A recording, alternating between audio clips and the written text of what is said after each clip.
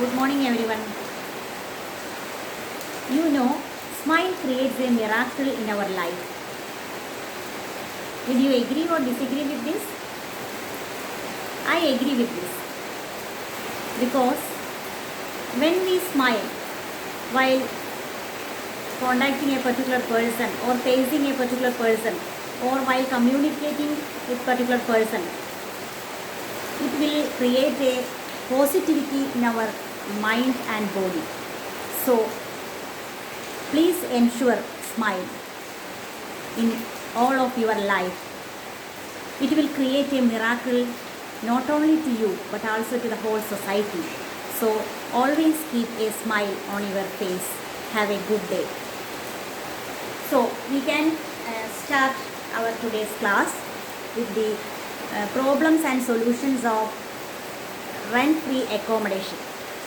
In our last class we have discussed with the computation rules of rent-free accommodation.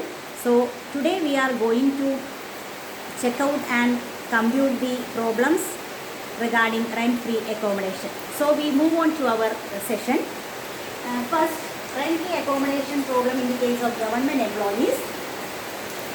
This is the problem question, that is the rent fixed by the government as per government rules is ₹1,000 per month.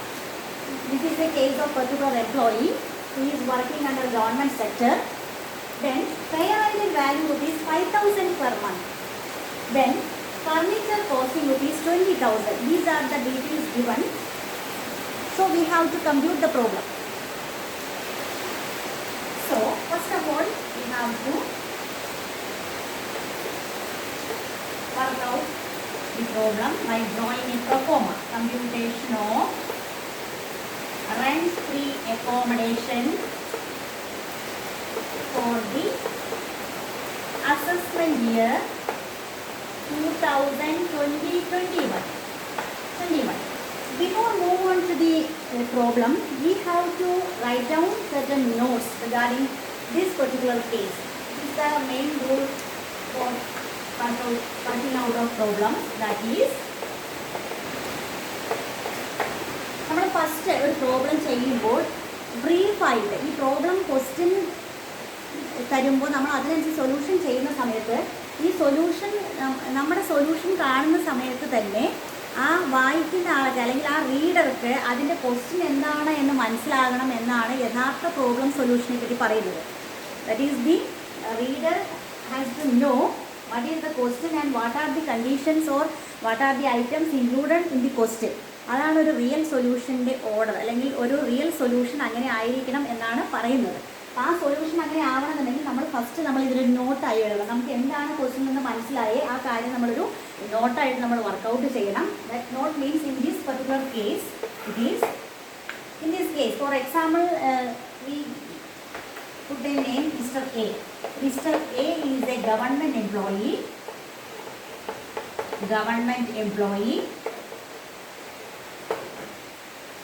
The employer provides quarters facility or accommodation facility, residential accommodation or accommodation facility free of rent to the employee. So this is the note in this particular case. For Mr. A is a government employee. The employer provides accommodation facility free of rent to the employee. Employee rent free ആയിട്ടുള്ള accommodation facility provide ചെയ്യുന്നു. Mr. A എന്നുള്ള assessee ഒരു employee ഒരു government employee ആണ്. ഇതാണ് ഇതിൻ്റെ note. So therefore value of accommodation equal to rent unfurnished accommodation value government എംപ്ലോയീസിൻ്റെ കേസിൽ എങ്ങനെയാണ് rent fixed by the government as per റൂളാണ്. അപ്പോൾ നമുക്ക് അതൊന്നും ഇതിൽ ഡീറ്റെയിൽ ആയിട്ട് നോക്കാം എങ്ങനെയാണ് വരുന്നതെന്ന്. Computation. So rent fixed by the government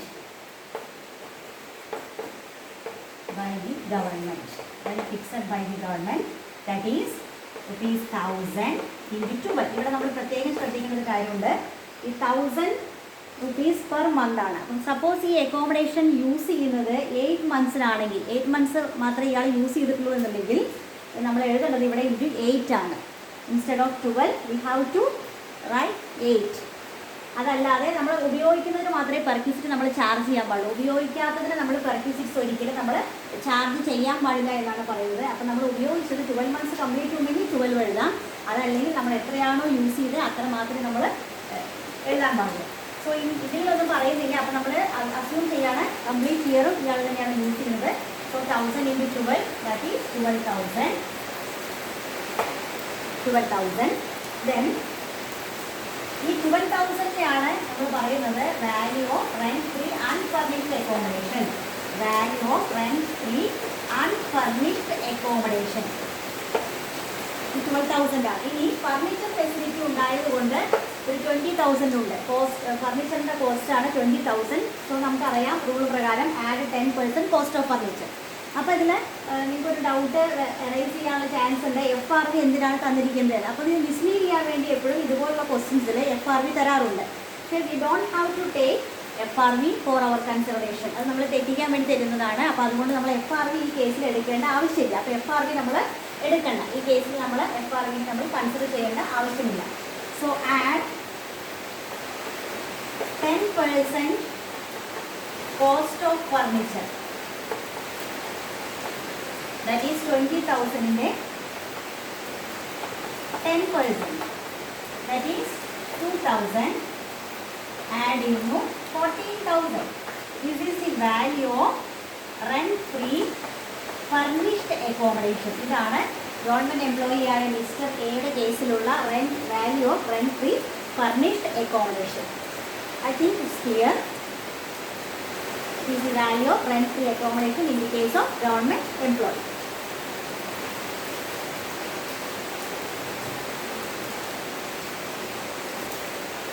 So this is the first case. Then the second question.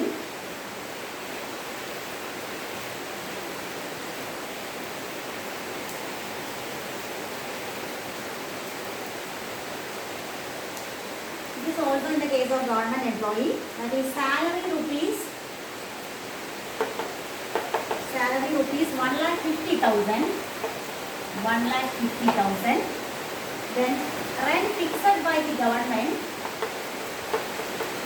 This is the second one. Rent fixed by the government. It is 22,000 per month. 2,000 per month.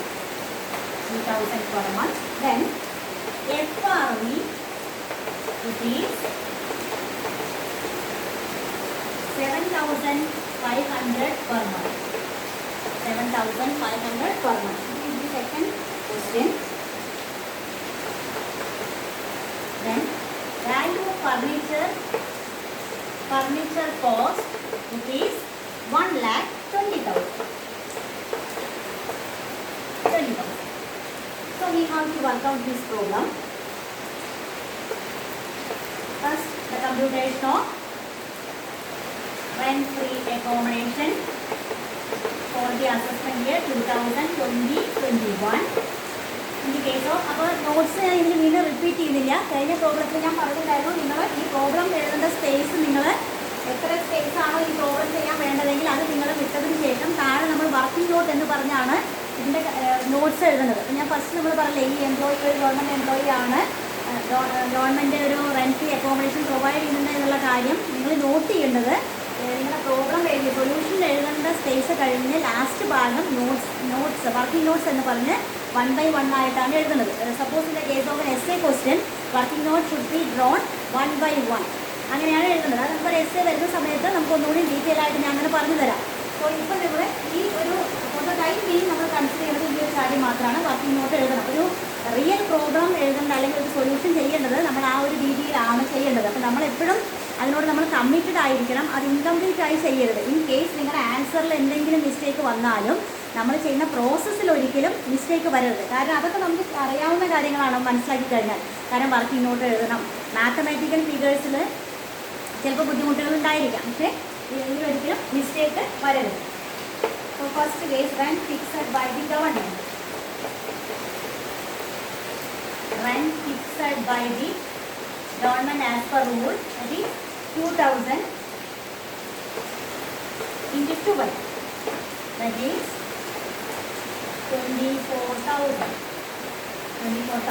Then FRV last പറഞ്ഞ പോലെ അത് mislead ചെയ്യാൻ വേണ്ടി നമുക്ക് തരുന്നതാണ്. ഈ 7,500 നമ്മൾ എടുക്കേണ്ട കാര്യമില്ല, അത് നമ്മൾ എത്തിക്കാൻ വേണ്ടി തരുന്നതാണ്. ഇതാണ് നമ്മൾ റെന്റ് ഫ്രീ അൺഫർണിഷ്ഡ് അക്കോമഡേഷൻ്റെ value of rent free unfurnished accommodation. ഇപ്പം ഞാൻ ഇവിടെ ഇപ്പോൾ നിങ്ങൾക്ക് പെട്ടെന്ന് കാണിച്ചു തരാൻ വേണ്ടിയാണ് ഇത് ഫുൾ ഫോം എഴുതാത്തത്. പക്ഷേ നിങ്ങൾ നോട്ടിൽ വർക്ക് ചെയ്യുന്ന സമയത്തും എക്സാമിനേഷൻ എഴുതുന്ന സമയത്തും ഫുൾ ഫോം തന്നെ എഴുതണം. That is value of rent free unfurnished accommodation തന്നെ നിങ്ങൾ നോട്ട് ചെയ്യണം. Then furniture ഉണ്ടെങ്കിൽ 10% ആഡ് ചെയ്യണം. So add 10% cost of furniture.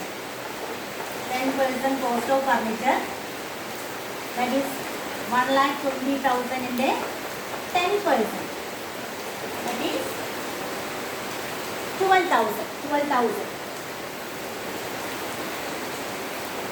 So 36,000 is the value of rent free furnished accommodation. ഇതാണ് ഈ കേസിലുള്ള സൊല്യൂഷൻ. ക്ലിയർ ആയിട്ടാണെന്ന് വിചാരിക്കുന്നു. Value of rent free accommodation in the case of government employee. അപ്പോൾ നമ്മൾ first ക്വസ്റ്റനും second ക്വസ്റ്റനും government എംപ്ലോയിയുടെ കേസിലായിരുന്നു. അപ്പോൾ നിങ്ങൾ clear ആയിട്ടാണെന്ന് വിചാരിക്കുന്നു.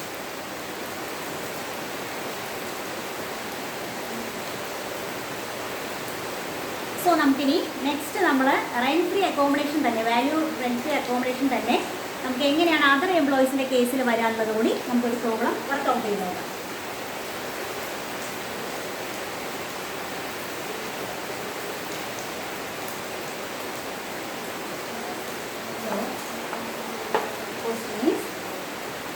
Basic pay rupees 16,000 per month.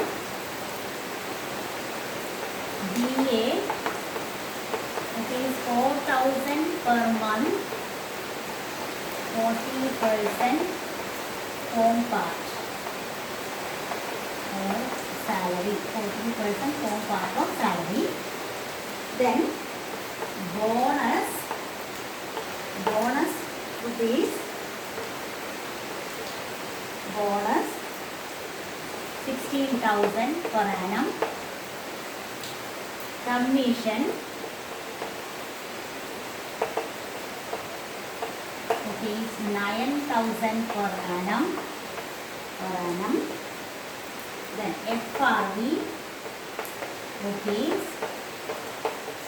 40,000 per annum. Furniture costing rupees 40,000.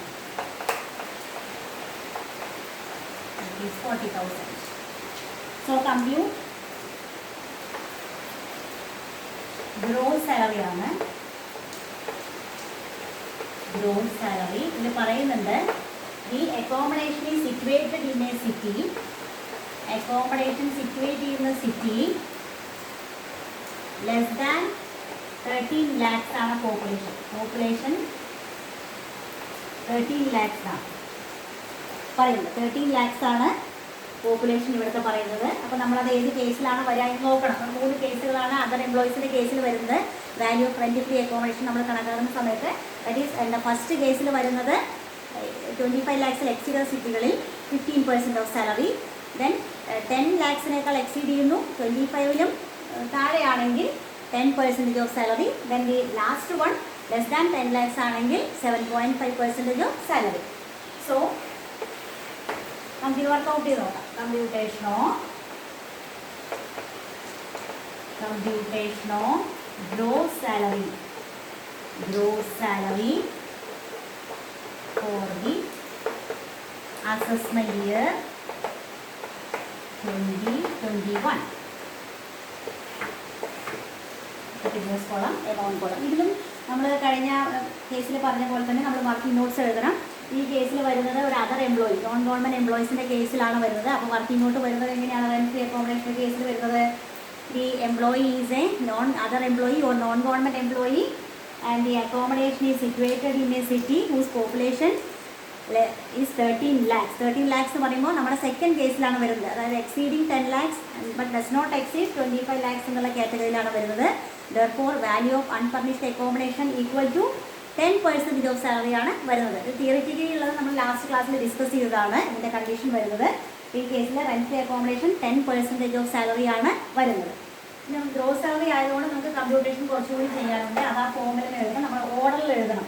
First നമ്മൾ basic pay, അതിനുശേഷം നമ്മൾ bonus, commission, then allowances, then perquisite, അങ്ങനെയാണ് നമ്മൾ ഓർഡർ എഴുതുന്നത്. ആ ഓർഡറിൽ തന്നെയാണ് നമ്മൾ ചെയ്തു തരുന്നത്. First one basic pay. Basic pay 16,000 per month ആണ്. So 16,000 into 12. 16,000 into 12 1,92,000. 1,92,000. Next DA. DA 4,000 into 12. ഇവിടെ നമ്മൾ 4,000 ഇൻറ്റു 12 തന്നെ എടുക്കണം.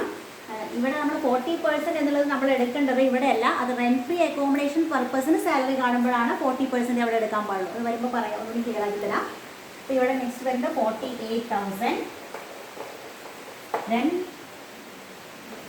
ബോണസ് 16,000. കമ്മീഷൻ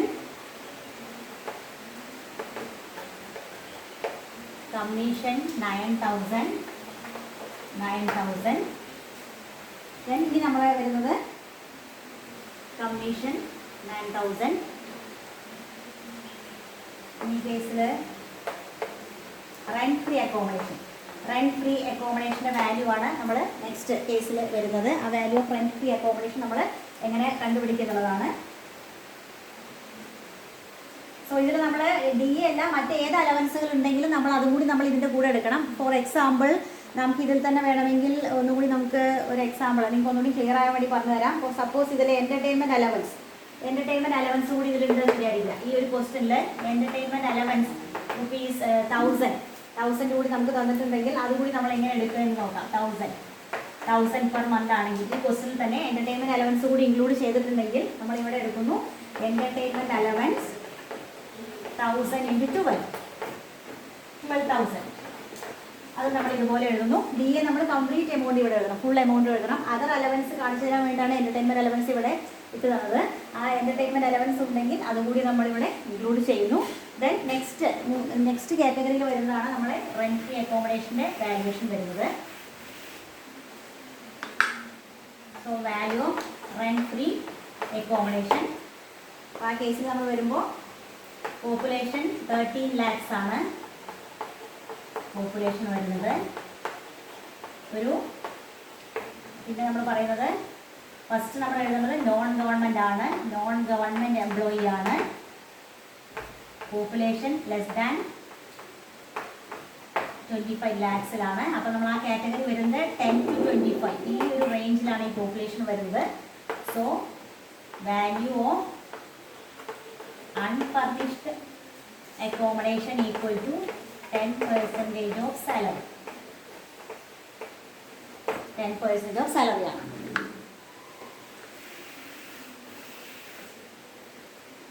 ഇതിൽ നമ്മൾ സാലറി എന്ന് കാണുമ്പോൾ ഇതിനാണ് മീനിങ് ഓഫ് സാലറി എന്ന് പറയുന്നത്. ഇതിൽ ഈ 10% ഓഫ് സാലറി കണക്കാക്കണമെങ്കിൽ നമ്മൾ എടുക്കേണ്ടത് basic pay plus DA form പാർട്ടായ പോർഷൻ മാത്രം, form part plus taxable portion of allowances. Taxable portion of allowances. ഇത് നമ്മൾ ഇതിലെ വാല്യൂഷൻ കണക്കാക്കുമ്പോൾ നമ്മൾ എടുക്കണം. സോ ഇതിൽ നമ്മൾ വരുന്നത് പ്ലസ് ബോണസ് കൂടി വരുന്നു. Bonus then commission. So basic pay 1,92,000 plus 1,92,000 plus DA പറയുന്നത് 40% ആണ് ഫോം പാർട്ടായിട്ടുള്ളൂ. അപ്പോൾ നമ്മൾ 48,000ൻ്റെ 40% മാത്രമേ എടുക്കാൻ പാടുള്ളൂ. 48,000 ആണ് ഇവിടെ ടോട്ടൽ DA. അതിൻ്റെ 40% ആണ് നമ്മൾ ഇതിൽ കൺസിഡർ ചെയ്യാനായിട്ട് പാടുള്ളൂ. That is 19,200 plus entertainment allowance 12,000 plus bonus 16,000 bonus 16,000 then commission 9,000. ഇത്രയാണ് ടോട്ടൽ വരുന്നത്. ടോട്ടൽ അപ്പോൾ 2,48,200. ഇതിൻ്റെ 10% ആണ് value of rent free unfurnished accommodation. That is 24,820 ആണ് വാല്യൂ അൺഫർണിഷ്ഡ് അക്കോമഡേഷൻ വരുന്നത്. ഇനി ഇതിൽ ഫർണിച്ചർ കൂടി പ്രൊവൈഡ് ചെയ്യുന്നുണ്ട്. ഫർണിച്ചറിൻ്റെ കോസ്റ്റ് നമുക്ക് ക്വസ്റ്റിൽ പറഞ്ഞിട്ടുണ്ടായിരുന്നു 40,000 ആയിരുന്നു. അപ്പോൾ 40,000 ആയതുകൊണ്ട് 40,000ൻ്റെ 10% ദാറ്റ് ഈസ് 4,000 നമ്മൾ ഇതിൻ്റെ കൂടെ ആഡ് ചെയ്യുന്നു. ഇത് രണ്ടും നമ്മൾ ആഡ് ചെയ്യുന്ന സമയത്ത് ദാറ്റ് ഈസ് 24,820 ആൻഡ് 4,000. സോ 28,820 ആണ് value rent free furnished accommodation. RFA value of rent free furnished accommodation 28,820. ഇതാണ് ടോട്ടൽ. ഇത് നമ്മൾ ഈ കോളം ടോട്ടൽ ചെയ്യുന്നു. ഈ കോളം നമുക്ക് ടോട്ടൽ ചെയ്യുമ്പോൾ നമുക്ക് കിട്ടുന്നത് 3,05,820 ആണ്. ലാസ്റ്റ് കോളം നമ്മൾ ടോട്ടൽ ചെയ്യുന്നു. അപ്പോൾ 3,05,820 ഇതാണ് നമുക്കിവിടെ കിട്ടുന്നത്. ടോട്ടൽ കിട്ടുന്നത് ഇത് തന്നെയാണ് നമ്മൾ പറയുന്നത് gross salary. It's known as gross salary. Gross salary അപ്പോൾ പറയുന്നത് basic pay, DA, bonus, commission, മറ്റ് അലവൻസുകൾ, value of rent free accommodation എല്ലാം കൂടി ചേർത്താണ് ഗ്രോസ് സാലറി വരുന്നത്. അതാണ് ആ ഗ്രോസ് സാലറിയാണ് 3,05,820. Then plus standard deduction. ഇത് നമ്മൾ കമ്പൽസറി ആയിട്ട് ഡിഡക്ട് ചെയ്യുന്ന ഡിഡക്ഷൻ ആണ് സ്റ്റാൻഡേർഡ് ഡിഡക്ഷൻ. നമ്മൾ ഡിഡക്ഷനിൽ പറഞ്ഞിരുന്നു അണ്ടർ സെക്ഷൻ 16(1)ലാണ് വരുന്നത് സ്റ്റാൻഡേർഡ് ഡിഡക്ഷൻ. അത് ഫിക്സഡ് എമൗണ്ട് ആണ്. ദാറ്റ് ഈസ് 50,000 ആണ് ഈ വർഷത്തിൽ വരുന്നത്. ആ 50,000 കൂടി നമ്മൾ ലെസ് ചെയ്ത് കഴിഞ്ഞാൽ ബാലൻസ് വരുന്ന 2,55,820. 2,55,820. This is the taxable salary.